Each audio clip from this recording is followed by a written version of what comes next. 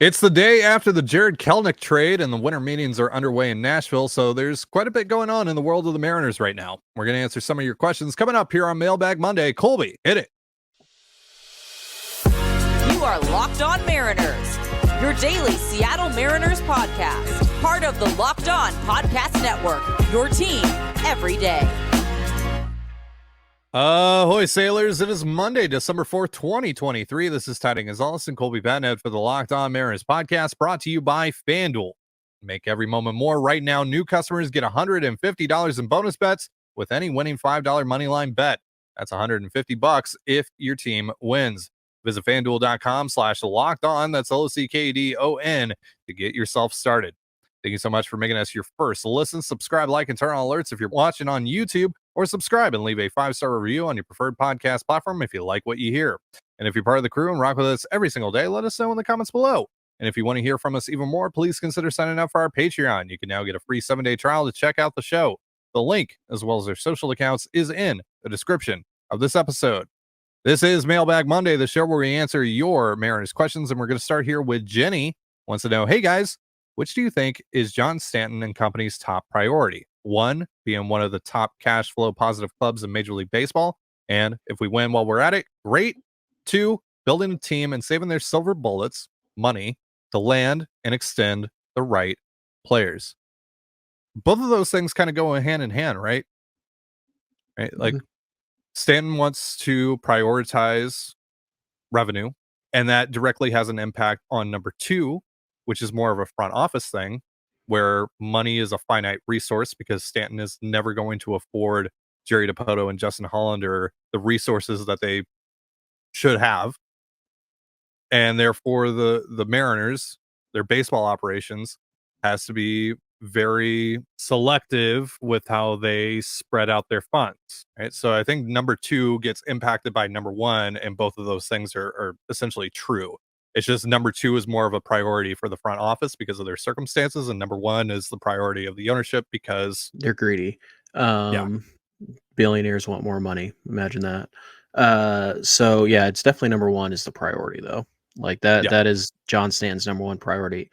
Jerry Dipoto and Justin Hollander, they don't care about number 1, but unfortunately, their boss only cares about number 1, and so they have to act accordingly.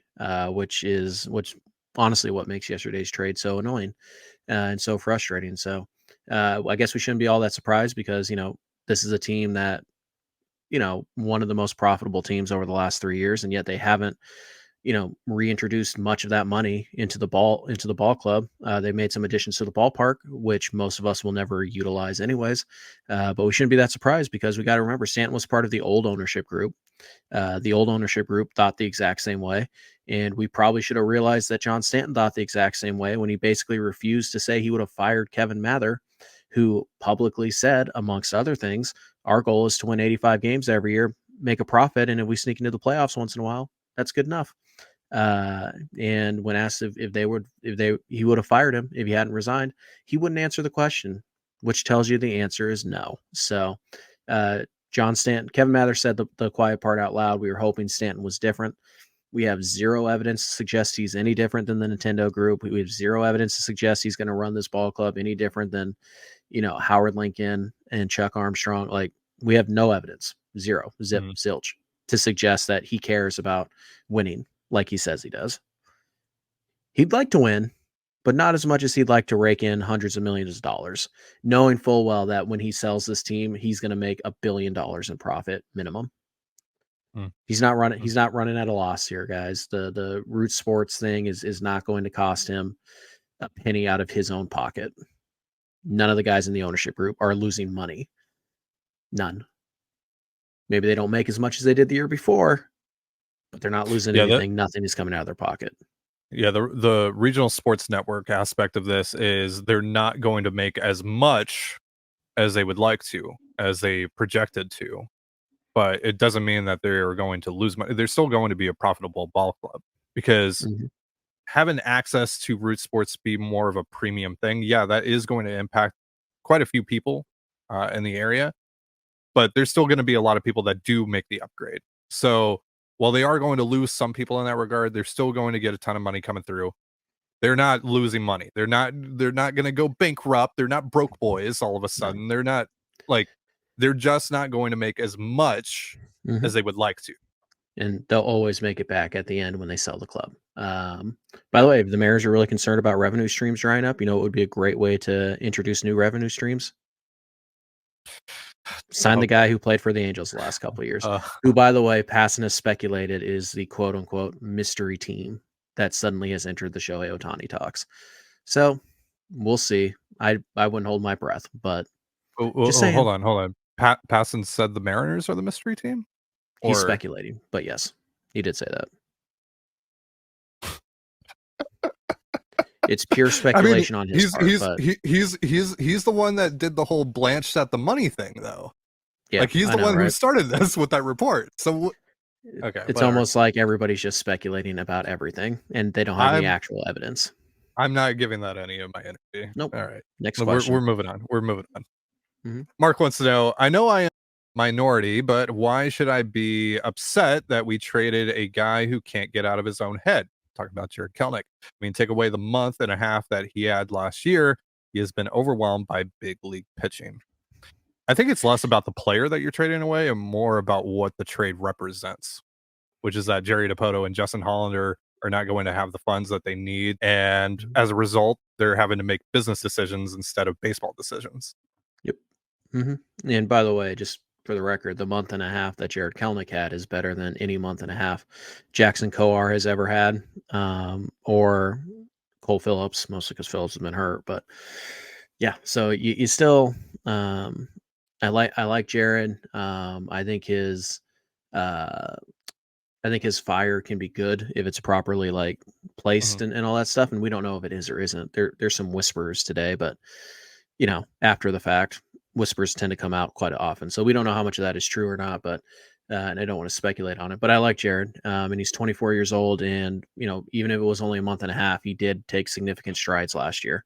Yeah. You give him for 5 years, it's a good player. And if a team like the Braves thinks that Jarred Kelenic can be a good player, they're pretty good. They're pretty smart. So, to me though, I think most of the outrage is just that, it's a salary dump trade. And that's how it's going to be viewed. And that's kind of what it is. It's hard not to view it like that. I like the guy that they got back, Phillips, but yeah, it's still a straight salary dump trade. Again, maybe there are some issues in the clubhouse or something. We don't know.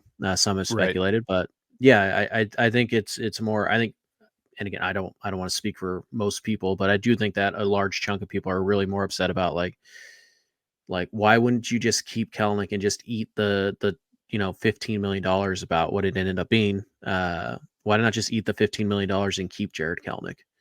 Right. Especially, and the reason we know that that's an ownership decision more so than a baseball decision is that if Jerry is so financially restricted, as we are now, led to believe, Jarred Kelenic is exactly the type of guy he would try to trade for because he's cheap and he's got some major league production under his belt. So why trade that guy? That's exactly the guy you need to go out and find if your payroll is going to be limited. Right. And if all right, so let's say that there are issues in the clubhouse. They did sour on Kelenic's attitude, or they aren't confident that he's an everyday player or what have you. They can still just trade him on his own. They don't have to attach him to a deal like this. So clearly the driving force here is the money. Now, there could be other issues that are in addition to that, but those are secondary.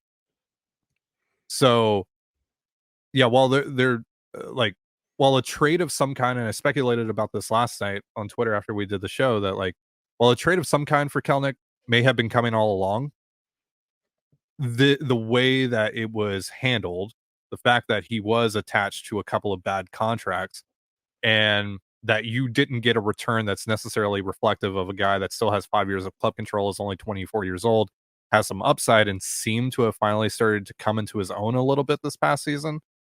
It's very clear what this trade was. Yeah.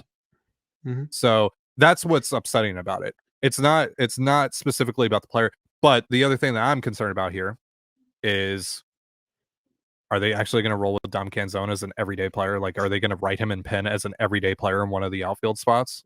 You have to. by I don't opening know, but day. I have a bad feeling all my Jarred Kelenic autograph cards were bad investments now. So get to 10K. Maybe I'll give something away. Got to clear it with legal first, but I guess I maybe. could give away the bobblehead. Yeah.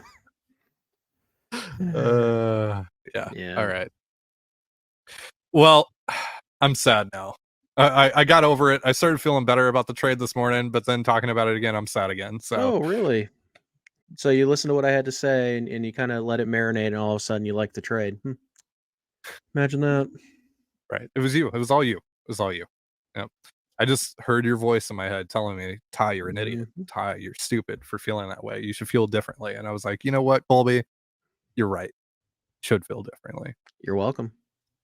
We're going to answer more of your questions in just a moment. But first, a reminder, this episode of the Locked On Mariners podcast is brought to you by FanDuel. Score early this NFL season with FanDuel, America's #1 sportsbook. Right now, new customers get $150 in bonus bets with any winning $5 moneyline bet. That's $150 if your team wins. So if you've been thinking about joining FanDuel, there's no better time to get in on the action. The app is so easy to use, and there's a wide range of betting options, including spreads, player props, over-unders, and a whole lot more.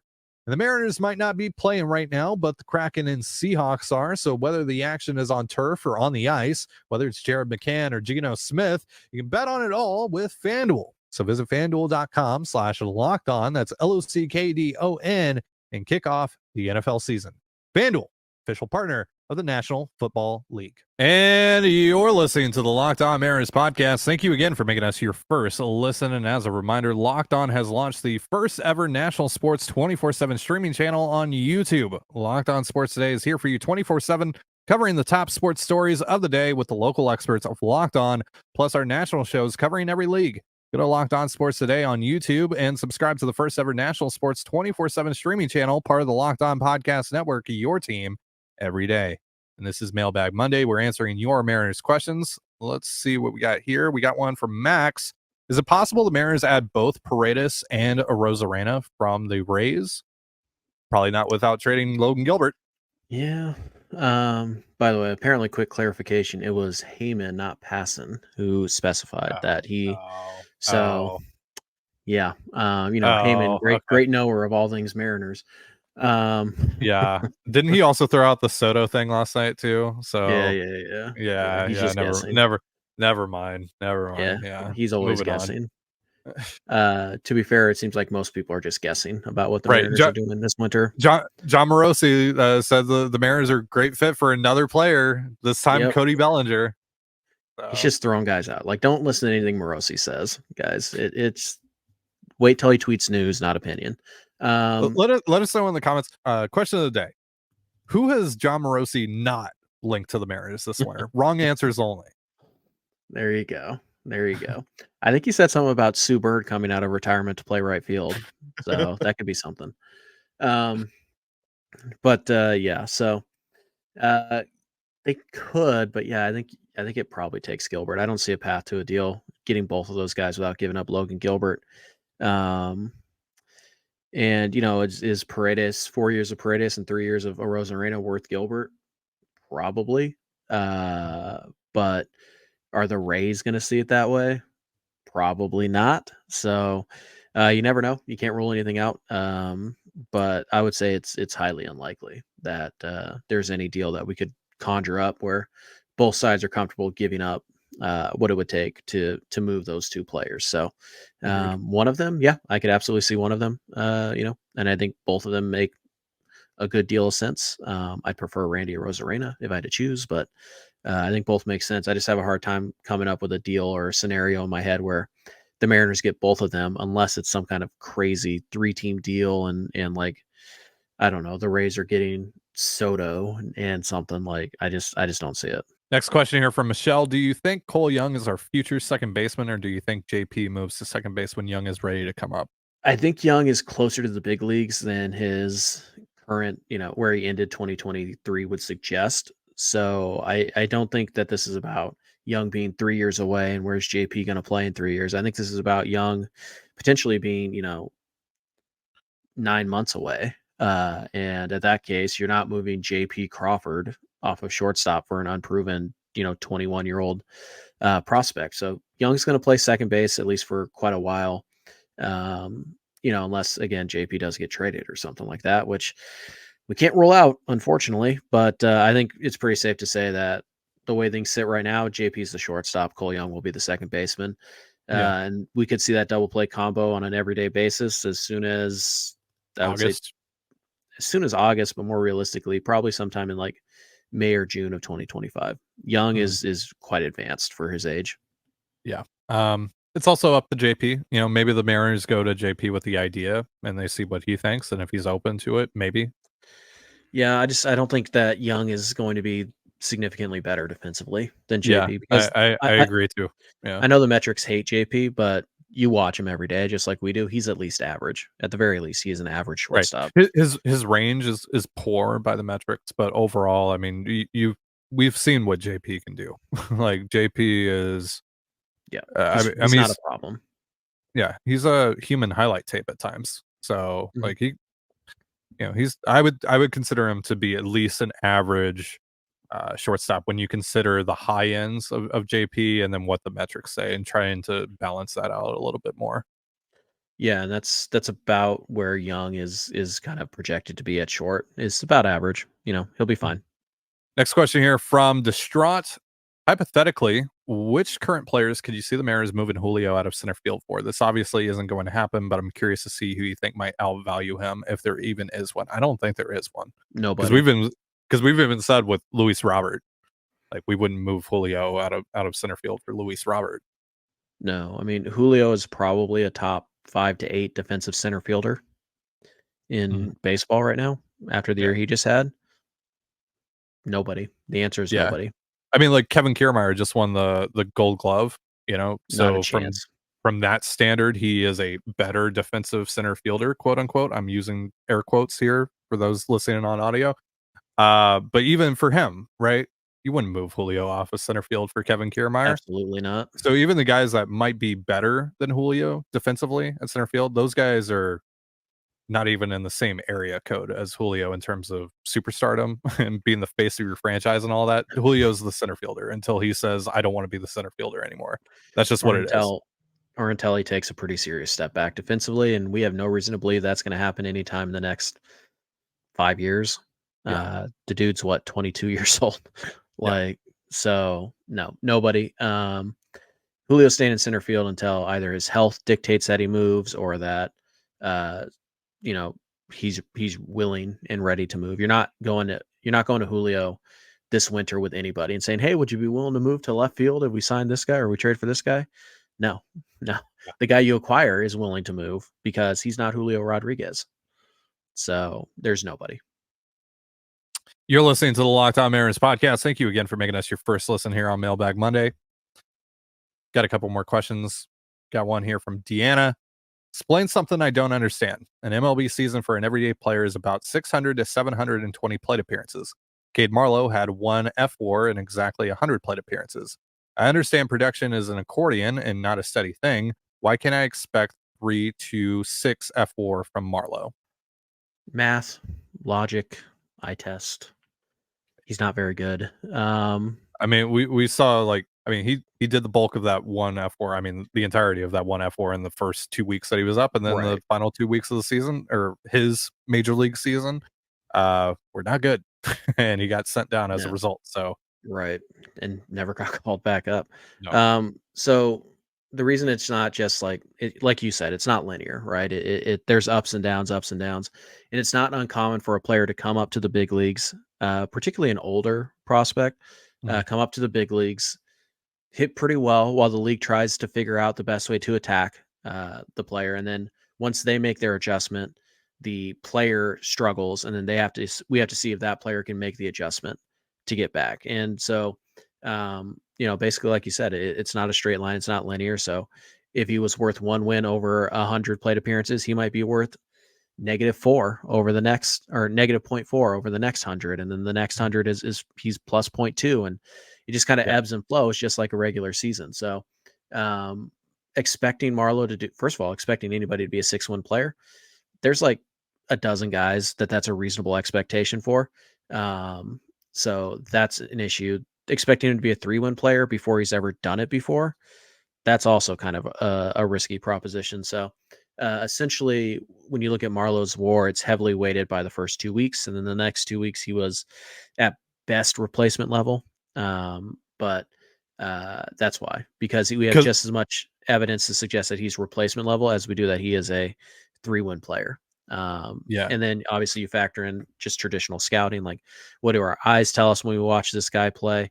There's strikeouts that are an issue here. The fact that he's 26, 27 years old and not absolutely destroying AAA pitching in the PCL, that's kind of a red flag. So, Mhm. Marlow is still an interesting guy, and he just moved up the depth chart pretty seriously after yesterday's trade. But the reason you can't expect him to be a 3-win player or 3 to 6-win player, just in essence, is because he's never done it before. He's never been that guy. Well, and also again, he accumulated that one F4, and I think he went beyond that, and then the struggles in the last couple weeks for him drove that number down a little bit. But he accumulated all that in the first 2.5, 3 weeks of his major league career, and during that time, he was slashing 326, 420, 558. It's a 175 WRC plus, so it's unreasonable to expect that to be sustainable, right? Because that's unfair to expect that of like all but 5 guys in the entire league to sustain that kind of production.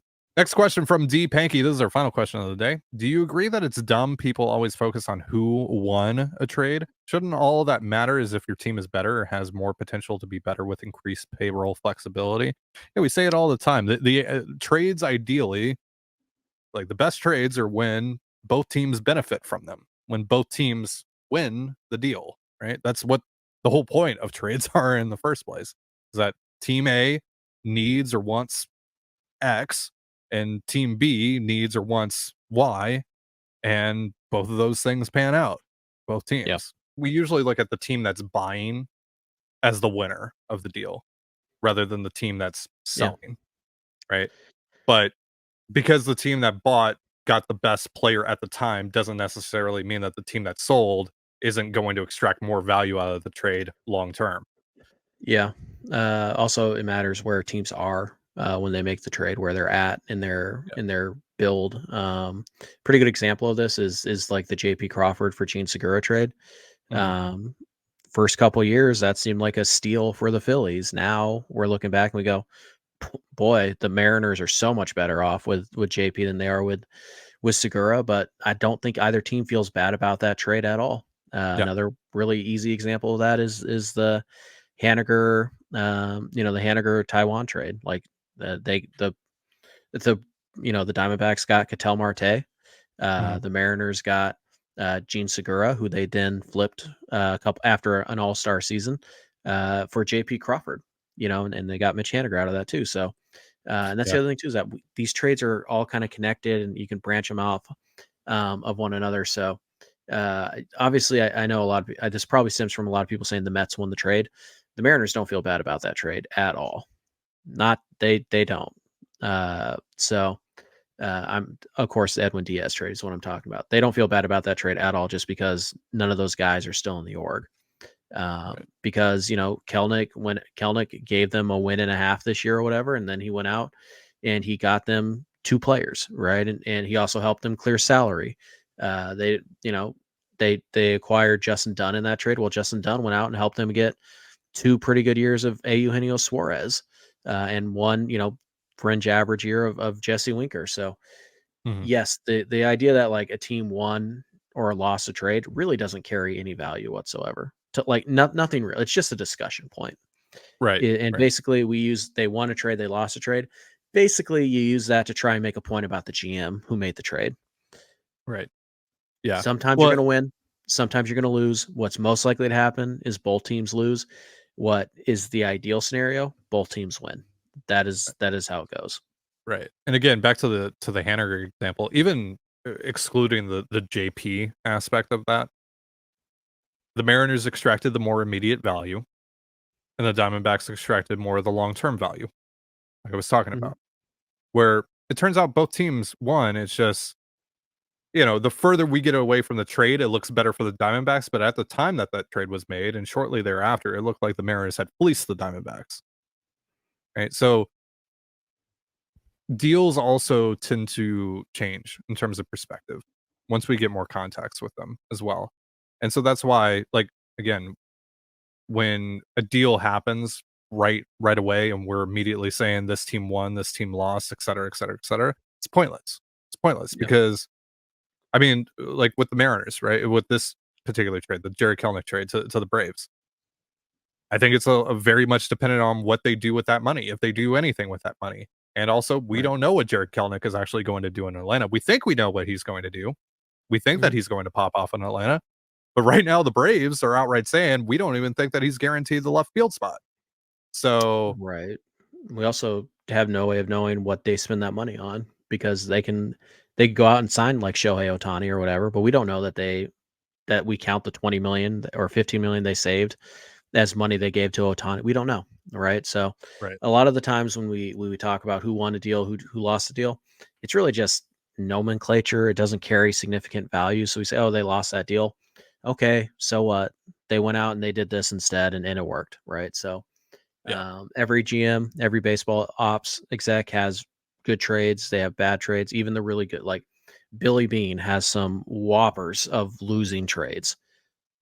See an awful baseball executive? No, nobody thinks that. Theo Epstein lost trades. But did they make sense at the time? I think that's the most important thing. Did they make sense for the team who made them at the time? And was the process sound? Did it make right. sense? And that's why when we point at things like the Austin Nola trade, like we can call that a definitive loss, not because of what all those players became for Seattle and what Nola didn't become for San Diego. It's because that was bad process. That was really bad process by Preller, and that's why that's a bad trade. Because I'll tell you what, if Austin Nola was rolling out 3-win seasons, the Mariners still feel very good about that trade. But the Padres aren't crying. Yeah, they're feeling okay about it too, and that's just how it works sometimes. So, process is ultimately what matters, and that's why it's really hard to go back and like look at past offseason deals and be like, well, they lost that one, because we often don't remember the process or the thought process that went behind why a deal like that would be made. We just focus on the names and just, yep, that guy was worth 2 wins, this guy was worth 1, they lost. And it's like, process matters. Why did they make the deal? So that's way more important than who won or who lost the deal. All right, something to keep in mind, but that's going to do it for our show. Thank you so much for joining us here on the Locked On Mariners podcast. For Colby Patnode, I'm Ty Dane Gonzalez. Be sure to give us a follow on Twitter at LO_Mariners. You can follow me at Ty Dane Gonzalez, new @ for me on Twitter, and Colby at CPAT11, that's CPAT11. You can also find all that stuff in the description of this episode. Thank you again for making us your first listen. Have yourself a beautiful baseball day, and we'll see you next time. Peace.